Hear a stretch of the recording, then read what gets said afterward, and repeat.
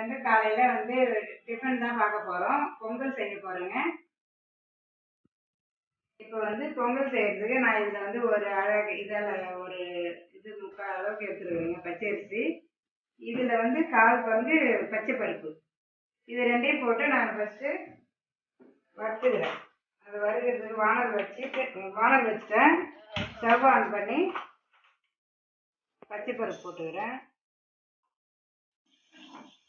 லைட்டாக பச்சை பருப்பு லைட்டாக வறுத்துனா போதுங்க, ரொம்ப வறுக்கணும்னு இல்லை. அதே மாதிரி இது பச்சை அரிசியும் போட்டு வறுத்து செஞ்சோம்னா பொங்கல் வந்து கொஞ்சம் நல்லா இருக்குங்க, டேஸ்ட்டாக இருக்கும். அதனால தான் நான் லைட்டாக வறுத்து செய்கிறேன். எடுத்துங்க, லைட்டாக அது வறுத்ததும் பச்சை அரிசியும் போட்டுட்டேன். அதையும் லைட்டாக ஒரு வறுத்துக்கலாம்.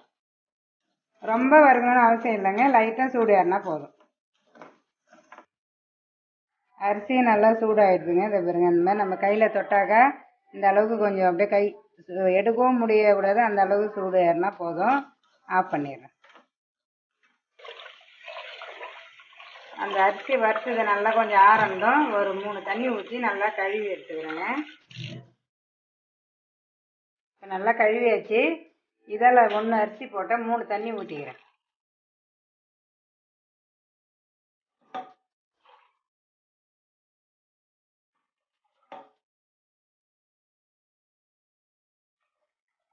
பச்சை பருப்பு அது இதில் பாதி போட்டிருக்கேன். அதனால் பச்சை பருப்புக்கும் கொஞ்சம் சேர்த்து தண்ணி ஊற்றிடும். பொங்கலுக்கு எப்பவுமே கொஞ்சம் தண்ணி அதிகமாக இருந்தால் தான் நல்லா வருங்க பொங்கல். இதெல்லாம் 4. இப்போ ஒரு 1/4 ஸ்பூன் ஜீரகம் அதிலே போட்டுடுறேன். நம்ம தாளிக்கிறப்பையும் ஜீரகம் போடுவோம், ஆனால் இதில் போட்டு கொஞ்சம் வெந்ததுன்னா அது அந்த ஜீரக வாசம் நல்லா இருங்க. இப்போ பெருங்காயம்.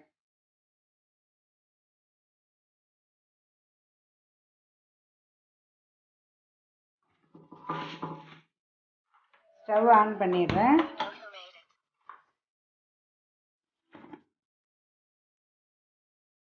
பொங்கலுக்கு தேவையான அளவு உப்பு.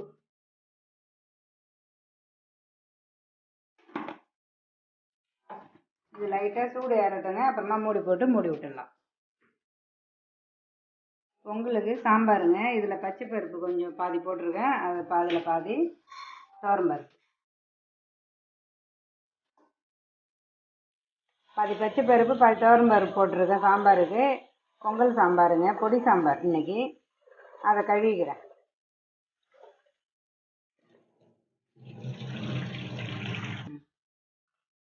இப்போ லைட்டாக சூடு ஏறி தண்ணி மூடி போட்டு மூடி விட்டுறேன். வேஸ்ட் போட்டுடலாம். பொங்கல் வெந்துக்கினே இருக்கட்டுங்க. இப்போ வந்து பொங்கலுக்கு சாம்பார் ரெடி பண்ணிடுறோம். இப்போ பொங்கல் சாம்பாருக்கு வெங்காயம், ஒரு பெரிய சைஸ் வெங்காயம்,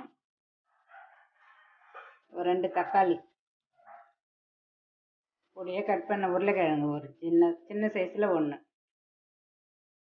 கொஞ்சமாக கேரட்,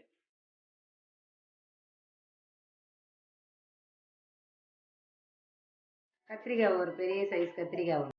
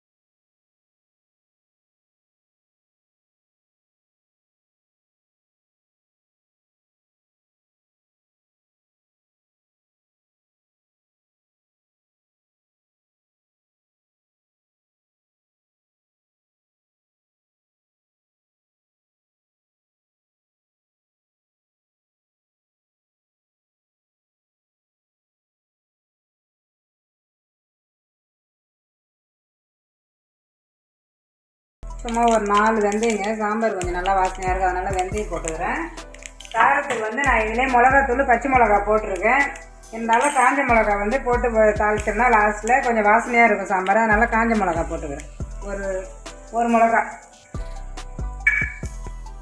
வெந்தயம், கடுகு, காஞ்ச மிளகா நல்லா பொரிஞ்சிருக்குங்க.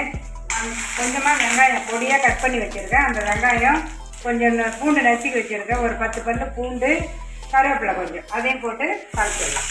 இந்த மாதிரி சாம்பார் நம்ம வந்து பொங்கலுக்கு இட்லி சாம்பாருக்கும் இந்த மாதிரி லைட்டாக வெங்காயம் பூண்டு போட்டு தாளித்து வதக்கி அதை சேர்த்தோம்னா நல்லா வாசனையாக இருக்கும். இப்போ அது நல்லா பூண்டு வெங்காயம் நல்லா வதங்கிட்டு இப்போ சாம்பாரில் ஊற்றிக்கிறேன்.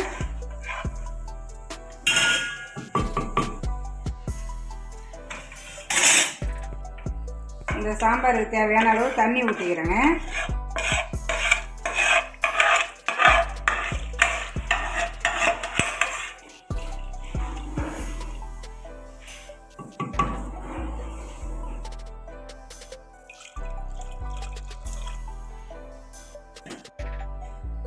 இப்போ சாம்பாருக்கு தேவையான அளவு தண்ணி கொஞ்சம் ஊற்றிடுறேன். நம்ம ரொம்பவும் கட்டியாக இருக்கக்கூடாது, கொஞ்சம் தண்ணியாக இருந்தால் தான் ஊற்றி சாப்பிட்றது சாம்பார் நல்லா இருக்குங்க. ஊற்றி வச்சு அது லைட்டாக ஒரு கொதி வரட்டும் சாம்பார். இப்போ சாம்பார் கொதி வந்துடுது. கொஞ்சமாக அதில் வந்து பொடி சேர்த்துக்கிறேங்க. இந்த பொடி வந்து கொத்தமல்லி, மிளகா, வெந்தயம், மிளகு ஜீரகம் எல்லாம் சேர்த்து வறுத்து அரைச்சி வச்ச பொடி. அது ஒரு 1/4 ஸ்பூனுங்க, சின்ன ஸ்பூனில் சின்ன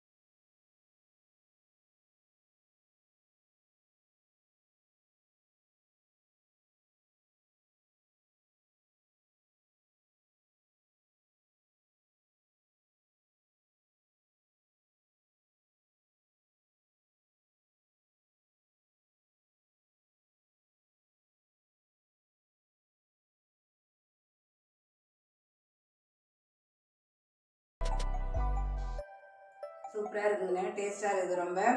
இந்த மாதிரி நீங்களும் பொங்கல் வச்சு சுட சுட சாம்பார் வச்சு சாப்பிட்டு பாருங்கள், ரொம்ப டேஸ்ட்டாக இருக்கும். இந்த வீடியோ உங்களுக்கு பிடிச்சிருந்தா லைக் பண்ணுங்கள், ஷேர் பண்ணுங்கள், கமெண்ட் பண்ணுங்கள். பாய்.